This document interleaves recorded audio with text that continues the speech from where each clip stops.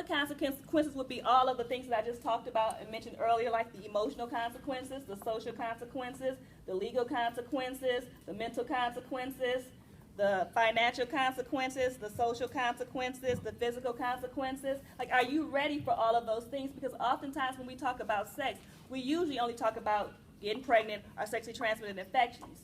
We don't talk about the other things, about being emotionally ready to have sex with somebody, because it is an emotional act.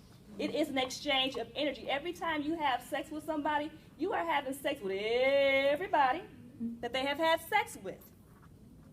If you can't communicate with someone that you're having sex with, you shouldn't even be having sex with them. If you can't say, have you taken an HIV test? Did you get your results? Let me see it. If you can't have that conversation with somebody, you should not be having sex with them.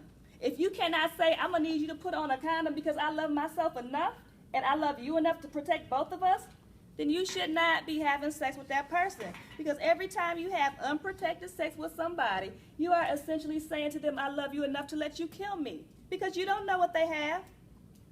And you cannot pass the blame on them. Well, you infected me with HIV or gonorrhea or chlamydia. No, you infected yourself because you didn't ask the question and you did not take the time to protect yourself with either a male or a female condom.